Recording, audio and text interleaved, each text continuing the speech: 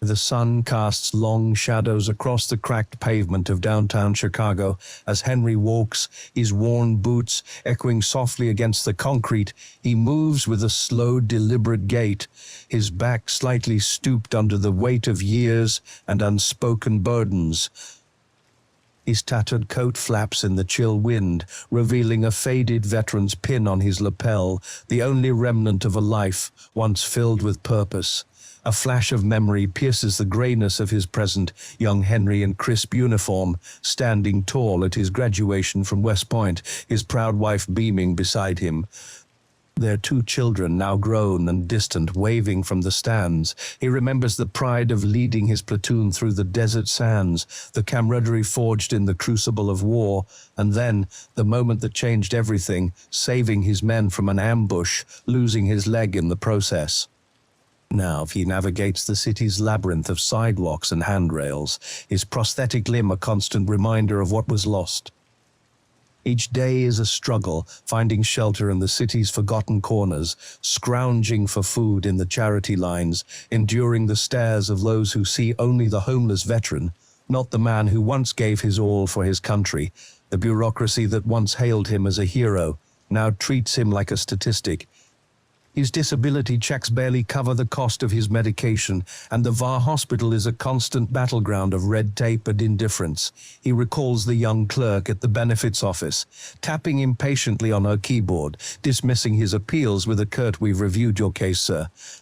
Youthful faces pass him by, their eyes averted, their headphones drowning out the reality of his existence. He sees himself reflected in their disdain, the old man who no longer fits into their world of smartphones and selfies. A group of teenagers laughs as they snap photos of him, their cruelty hidden behind the screens of their devices. Henry finds refuge in an abandoned alleyway, its walls covered in graffiti that tells stories of a generation he no longer understands. He sits on a makeshift cardboard bed, his breath misting in the cold air. The pain in his stump flares up, a familiar companion in his solitude. A police siren wails in the distance, its wail cutting through the urban symphony. Henry knows what comes next, the routine check, the questions, the inevitable citation for loitering. He braces himself, his hands trembling slightly as he adjusts his coat. The world has forgotten him, but he refuses to forget the oath he once swore, to serve and protect even if no one remembers his service anymore. As the officer's footsteps approach, Henry straightens his back, the ghost of his military posture returning. He meets the officer's gaze with a dignity that has survived decades of erosion. This is the moment when the world will decide if he is still a man or just another statistic in the city's endless cycle of indifference. The officer's approach is measured, his expression unreadable behind the reflective sunglasses. "Sir, I need to see some identification," he says, his tone professional but distant. Henry reaches into his pocket, his fingers brushing against the worn wallet that holds his veteran's ID, the same one that once granted him respect, now a relic of a bygone era. As he hands over the card, the officer's eyes briefly widened at the list of honors and service medals documented there. But and Dudley. Moment passes, replaced by the required bureaucratic response, "You're not allowed to sleep here, sir. We'll need to issue a citation." Henry's voice is steady, despite the pain in his leg flaring up. "I understand, officer. Just doing what I have to do to survive." The words hang heavy between them, laden with the weight of unspoken truths. A memory surfaces, him teaching young cadets about honor and duty, about the importance of standing up for what's right. Now, he stands before a young officer who sees only a homeless man, not the teacher he once was, not the leader who risked his life for his country. The officer's radio crackles, breaking the tense silence. "We have a situation downtown, priority 1. The officer's expression softens momentarily. "Look, sir, I'm sorry about this, but you know the rules." He jots down the citation, hands it to Henry with a brief nod as the officer leaves. Henry watches the world pass by. The hurrying pedestrians, the gleaming cars, the city that has forgotten him. He thinks of his wife, now gone, who always believed in his worth, even when the world turned its back. He remembers their garden, the laughter of their children, the life he once had before the injuries, and the bureaucratic maze stripped him of everything. A young woman stops, noticing the veteran's pill on his coat. "Are you okay, sir?" she asks, genuine concern in her voice. Henry looks at her, surprised by the rare display of humanity. "I'm fine, thank you," he replies, the corners of his mouth twitching slightly in what might have been a smile. She hesitates, then hands him a sandwich from her bag. "Here, please take this. I can't do much," but a voice trails off, eyes filling with unshed tears. Henry takes the sandwich, his hands trembling slightly. "Thank you," he says, the words carrying the weight of years of unspoken gratitude. In that brief moment of human connection, Henry feels something shift within him. Not redemption, not pity, just simple recognition. He sits down again, the sandwich in his lap, and for the first time in years, he feels seen. Not as a statistic, not as a burden, but as a man who has lived and loved and served.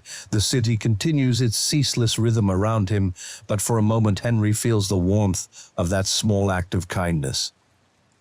It's not enough to change his circumstances, but it's enough to remind him that humanity still exists, hidden beneath the layers of indifference and bureaucracy. As night falls, Henry looks up at the stars peeking through the city's artificial sky. He thinks of the young officer, the woman with the sandwich, and the countless others who have forgotten or chosen to ignore. But he also thinks of those rare moments of connection, the reminders that even in the darkest times, there is still light. He closes his eyes, the sandwich untouched in his hands. In the silence of the alley, he finds a peace that has eluded him for years, the peace of knowing that while the world may have forgotten him, he has not forgotten who he is. And in that quiet realization, he finds the strength to face another day in a city that has long since passed him by. The next morning dawns cold and clear, the kind of day that cuts through the city's smog and lays bare its true nature. Henry sits in the alley, the sandwich from yesterday still in his pocket, a symbol of unexpected humanity that he couldn't bring himself to eat. A familiar figure appears at the mouth of the alley, the young woman from yesterday. She's carrying a thermos and a small bag. "I brought you some coffee and some food," she says, her voice steady but kind, "and I did some research." Henry looks at her, wary but curious research. "About you," she replies, pulling out a newspaper clipping. It's yellowed with age, showing a young Henry in uniform receiving an award for bravery. "I looked up your name. You saved your whole platoon during that ambush." Henry's hands tremble slightly as he takes the clipping. "That was a long time ago," he says quietly, "but it matters," she insists. "I work at a non-profit that helps veterans. We can get you into a transitional housing program, help with your benefits, everything." He looks away, the pain in his leg throbbing in time with the memories. "It's too late for that," he murmurs. "The system, it doesn't work." She kneels down beside him, meeting his gaze directly. "Maybe not for everyone, but it can for you. You deserve better than this." Henry closes his eyes, the weight of her words sinking in. He thinks of his wife's gentle hands, his children's laughter, the garden they once tended together. He remembers the oath he took, the man he used to be. Slowly, he nods. "All right," he says, his voice rough with emotion. "Let's try." The woman smiles, a genuine, hopeful smile. "Wish try." The woman smile. "My name's Sarah," she says, extending her hand. "Let's start with getting you to the VA hospital. They owe you better care than you've been getting." As they walk together, Sarah supporting Henry's weight, the prosthetic leg clicking softly against the pavement, Henry feels something shift within him. Not a miracle, not a sudden cure for all his troubles, but a small, steady hope. The city around them seems different, the same buildings, the same people hurrying by, but somehow brighter. Henry notices the way the sun catches in the leaves of the trees lining the street, the way a child waves at him from a passing car, the way Sarah's hand is steady and strong in his at the VA hospital. Sarah navigates the bureaucracy with a determination that mirrors Henry's own. She speaks to doctors, fills out forms, makes calls, all the things Henry has tried and failed to do alone. and for the first time in years, he feels less like a forgotten statistic and more like a person with a name and a history and a future. The journey ahead is long and fraught with challenges, but Henry finds himself looking forward to each step.